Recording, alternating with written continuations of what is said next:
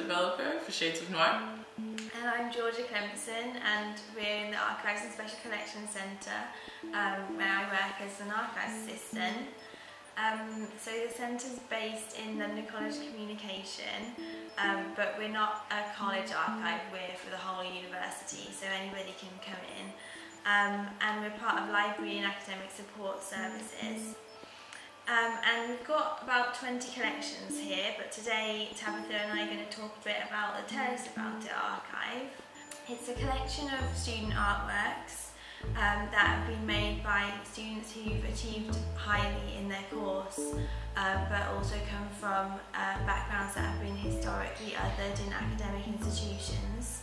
And we've been collecting them since 2007. And obviously a great range of disciplines is represented in this group, so the archive's made up of all different formats. Some are just written statements, and some are a piece of sculpture or a piece of clothing or a video or something like that, but all of them respond to their experience studying at UAL and the things that at times held them back, but also what helped them, and tips for other students for how they can deal with the experience of studying and any obstacles that they may face along the way. I suppose the archive is different from all our other collections in the way that it's added to every year, so it keeps growing and growing. The Tell Us About It archive is almost like a living archive in that sense. So how's it, how have people really interacted with the archive?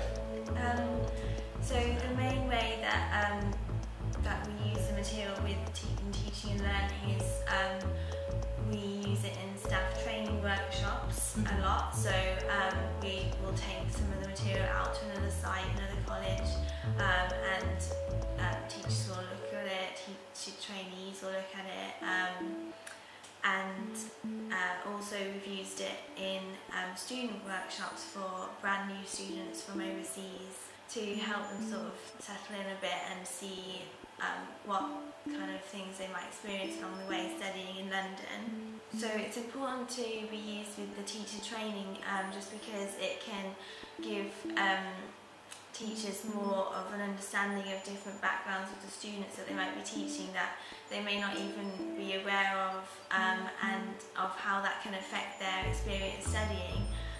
So if they read the response of a student who's been through that before, it can help them to maybe make changes in their style of teaching.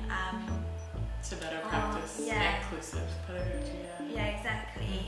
So another way that we've been using the collection is also that Tabitha and I, we've been working together to digitise all of the artworks in the archive so that you can make an online showcase for the Shades of Noir website. So why do you think that this archive is important to be accessible online for the Shades of Noir audience?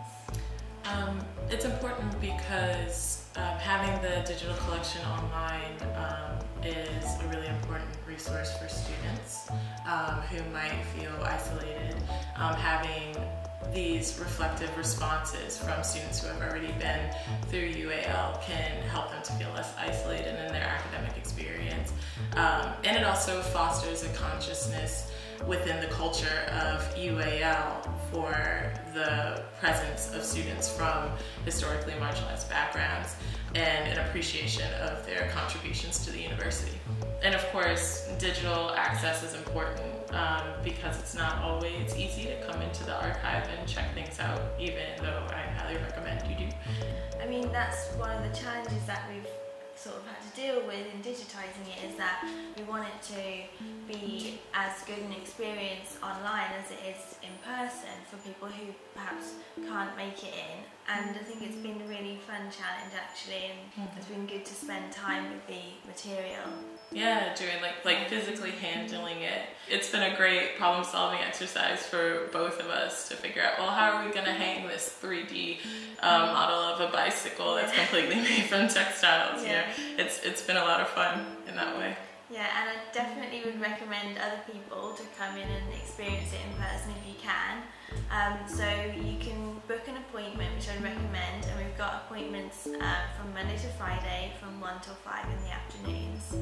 And the email and phone number will be on the screen, so that's how you can book. We've got limited space, so I'd recommend booking in advance, but we're trying to fit you in wherever we can. So yeah.